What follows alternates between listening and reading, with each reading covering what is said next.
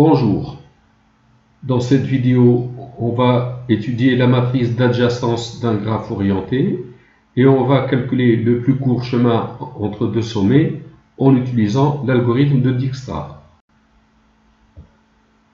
La matrice d'adjacence associée à un graphe orienté d'ordre n, ici j'ai un exemple où le graphe est orienté d'ordre 7 puisqu'il y a 7 sommets, et la matrice carrée de taille n, c'est-à-dire la matrice carrée n lignes n colonnes. Donc ici, dans cet exemple, c'est une matrice 7 lignes, 7 colonnes. Alors si j'appelle A cette matrice, A égale, on écrit AIJ, où le terme de la IM ligne et de la JM colonne, donc le terme AIJ, IM ligne, JM colonne, est égal au nombre d'arcs partant du sommet I pour arriver au sommet J. Alors ici, par exemple, je considère le sommet 1. Donc je peux considérer ici la ligne 1, ligne 2, ligne 3, ligne 4, 5, 6, 7 et la colonne 1, 2, 3, 4, 5, 6 et 7. Il y a un arc qui part du sommet 1 au sommet 2, donc qui part du sommet 1 au sommet 2. Il y a un arc qui part du sommet 1 au sommet 3, donc un arc qui part du sommet 1 au sommet 3. Donc ici j'écris 1 et ici j'écris 1. Pour le sommet numéro 2, il y a un seul arc qui part au sommet 3, donc du sommet 2, il y a un arc qui part au sommet 3. Si par exemple je considère le sommet 5, il y a un arc qui part au sommet 6, il y a un arc qui part au sommet 1. Donc ligne 5, un arc qui part au sommet 1 et un arc qui part au sommet 6. Et ainsi de suite. Donc la matrice d'adjacence, le terme AIJ, c'est le nombre d'arcs qui part du sommet I au sommet J. Dans cette matrice, si je considère cette première ligne, ça me donne le nombre d'arcs qui partent du sommet 1 aux différents sommets du graphe. Donc la somme des nombres de cette ligne me donne le demi-degré extérieur du sommet 1. Donc le demi-degré extérieur du sommet 1, c'est la somme de ces nombres-là, c'est égal à 2. C'est le nombre d'arcs qui partent du sommet 1. La deuxième ligne, ça me donne le demi-degré extérieur du sommet 2, c'est-à-dire le nombre d'arcs qui partent du sommet 2 vers les différents sommets. Donc, d plus de 2 est égal à 1, et d plus de 3, c'est le nombre d'arcs qui partent du sommet 3 vers les autres sommets, je trouve 1. d plus de 4, le nombre de sommets qui partent du sommet 1, c'est cette somme, c'est 2. d plus de 5, c'est la somme de ces termes, je trouve 2. d plus de 6, c'est la somme de ces termes-là, ça fait 2. Et d plus de 7, c'est la somme de ces termes, c'est égal à 2. Alors, si je regarde cette colonne, je vois qu'il y a un arc qui va du sommet 4 vers le sommet 1. Un arc qui va du sommet 5 vers le sommet 1. Et un arc qui va du sommet 6 vers le sommet 1. Donc si je calcule la somme de ces nombres-là, je trouve le demi-degré intérieur au sommet 1. Donc le demi-degré intérieur au sommet 1, je trouve que c'est cette somme-là, c'est 3. Le demi-degré intérieur au sommet 2, je ligne sur cette colonne, je trouve 1. Le demi-degré intérieur au sommet 3, je trouve cette somme, c'est 2. Pour 4, d moins de 4, je trouve 2. d moins de 5, demi-degré intérieur du sommet 5, c'est 2. Demi-degré intérieur du sommet 6, je trouve 1. Et demi-degré intérieur du sommet 7, c'est 1. Dans le cas général, si on considère la matrice d'adjacence d'un graphe orienté, d plus de SI, c'est-à-dire demi-degré extérieur d'un sommet SI, un sommet SI quelconque, et la somme des termes de la IM ligne de la matrice associée à ce graphe. Et le demi-degré intérieur de SI et la somme des termes, donc si on considère un sommet SI, d moins de SI et la somme des termes de la IM colonne de la matrice associée à ce graphe. Ce qui signifie que la somme des éléments sur une ligne ou une colonne de la matrice d'adjacence représente le nombre d'arêtes sortantes, donc suivant les lignes, ou entrantes suivant les colonnes. Une définition: la longueur d'un chemin et le nombre d'arcs qui le composent.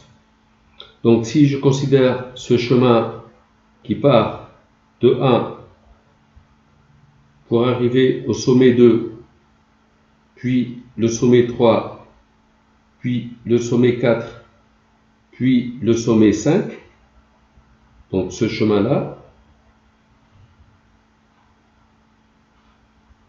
sa longueur, c'est 4, puisqu'il y a 4 arcs qui le composent. Je me propose maintenant de chercher les chemins de longueur 2 joignant le sommet 7 au sommet 1.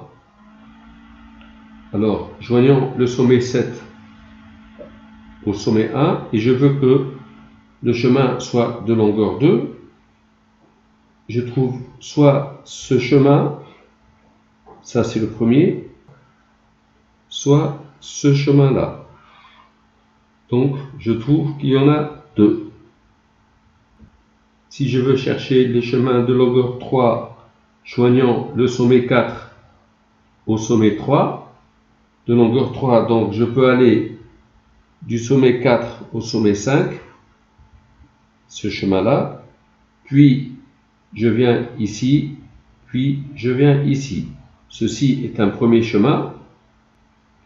Je peux trouver un autre chemin, cet arc, puis cet arc, puis cet arc. Donc je trouve 2 chemins possibles. Si je cherche les chemins de longueur 4, joignant le sommet 5 au sommet 1,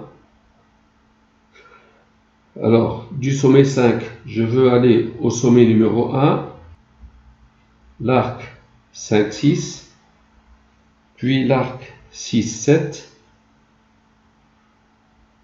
puis l'arc 7, 5, puis l'arc 5, 1.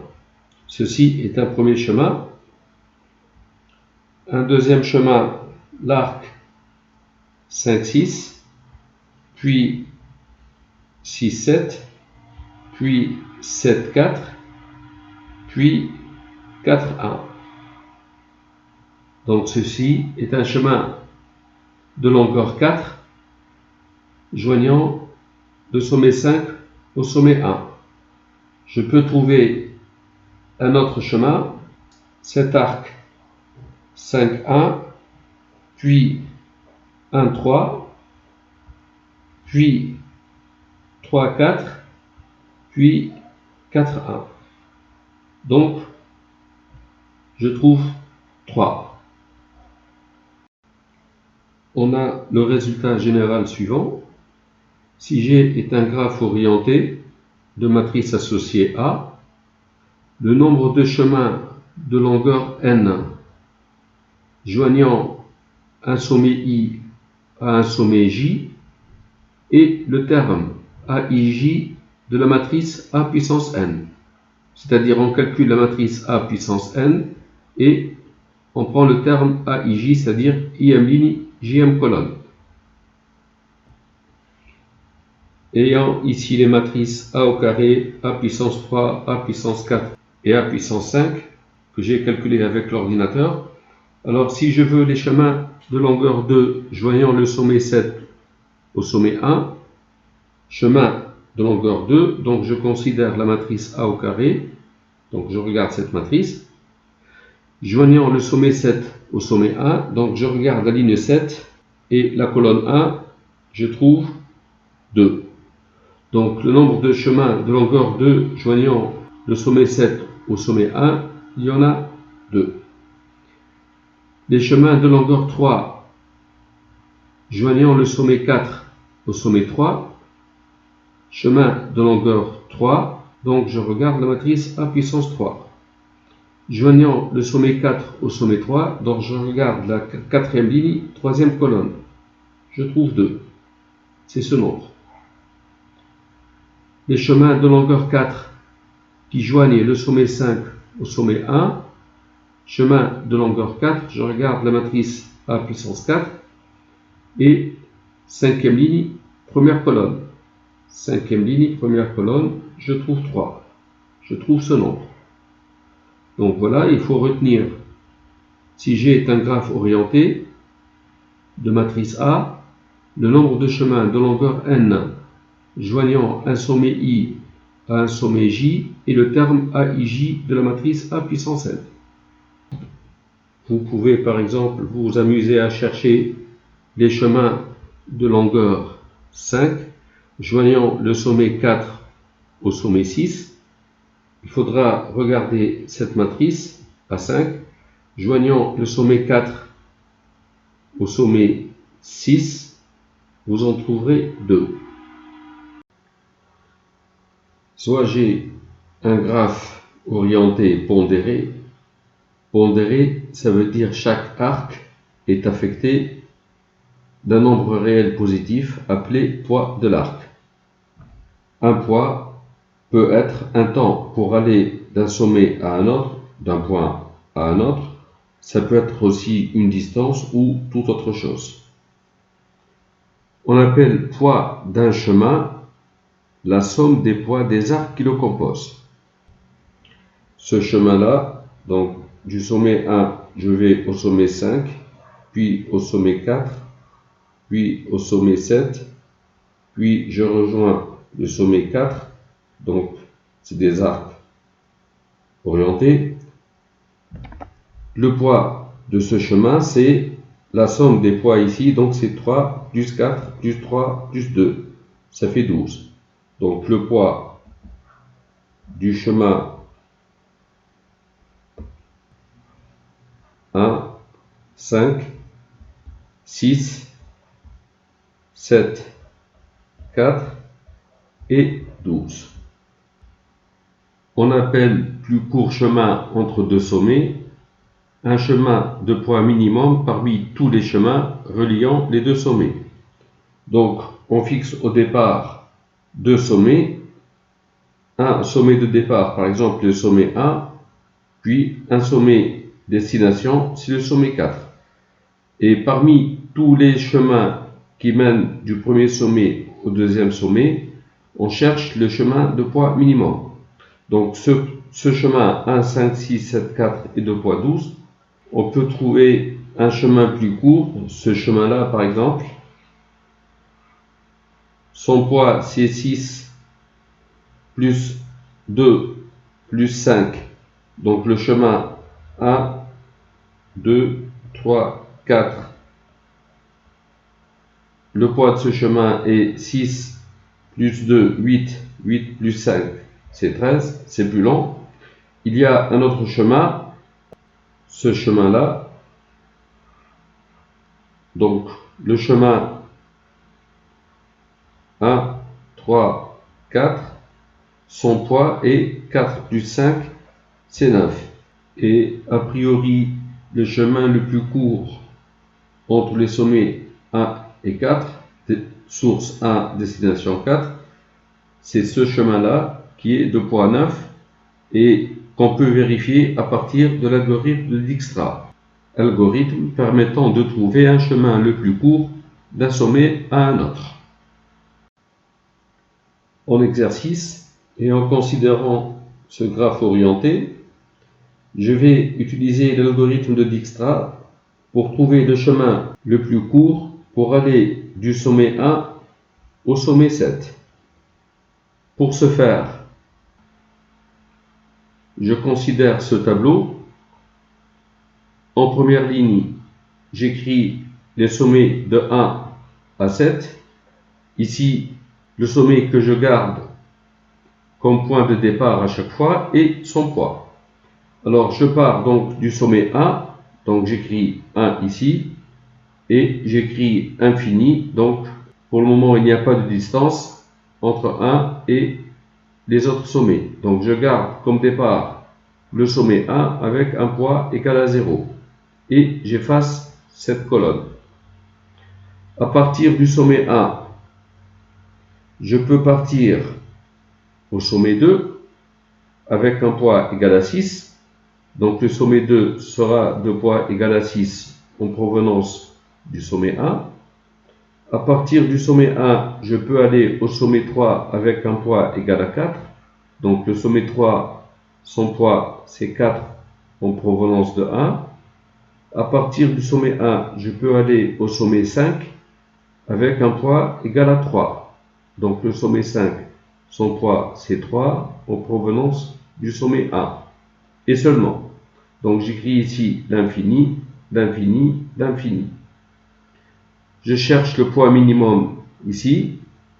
Le poids minimum c'est 3, c'est le poids du sommet 5. Donc je garde le sommet 5 comme départ avec un poids égal à 3. Et j'efface cette colonne. Maintenant, à partir du sommet 5, où est-ce que je peux partir? Je ne peux partir que au sommet 6 avec un poids égal à 4. Donc, j'ajoute un poids égal à 4 pour aller au sommet 6. Donc, 3 plus 4, c'est 7. 6, le sommet 6 est de poids 7 en provenance du sommet 5.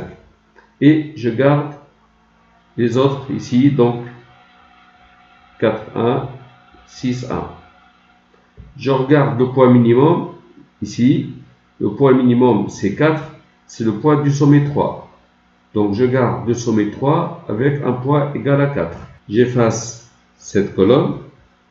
Et à partir du sommet 3, à partir du sommet 3, je peux revenir au sommet 2 avec un poids égal à 1.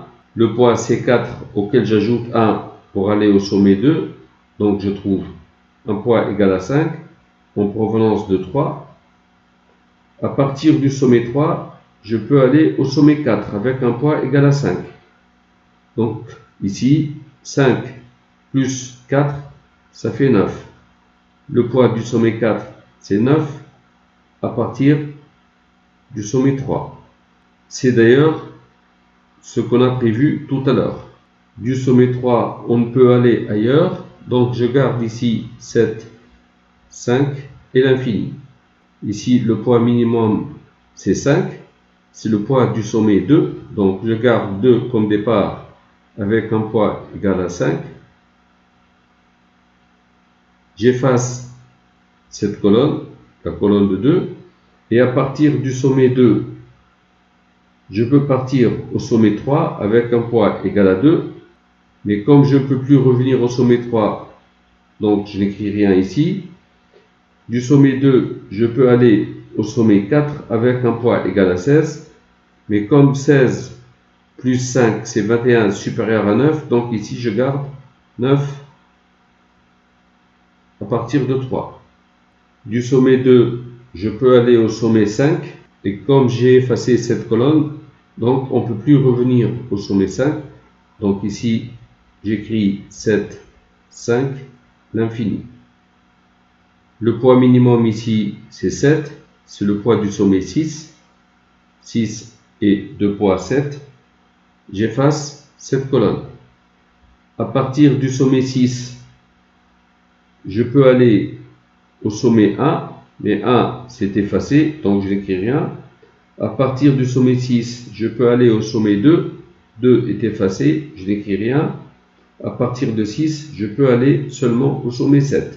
Avec un poids égal à 3, que j'ajoute à 7 ici, eh bien, le poids, ça devient 10. Le poids du sommet 7, c'est 10 à partir du sommet 6. Je regarde ici 9 à partir de 3. Et le poids minimum ici, c'est 9. Donc, c'est le poids du sommet 4. 4 et de sommet 4 et de poids 9. J'efface ici. Et il me reste ici 10 à partir de 6. Je garde enfin le sommet 7 dont le poids est égal à 10. Finalement, pour aller du sommet 1 au sommet 7, la destination c'est 7. 7, on arrive à 7 à partir du sommet 6. On arrive à 6 à partir du sommet 5. On arrive au sommet 5 à partir du sommet 1. Donc, on a cette chaîne minimale, c'est la chaîne 1, 5, 6, 7. Le poids de cette chaîne, alors pour aller de 1 à 5, le poids c'est 3.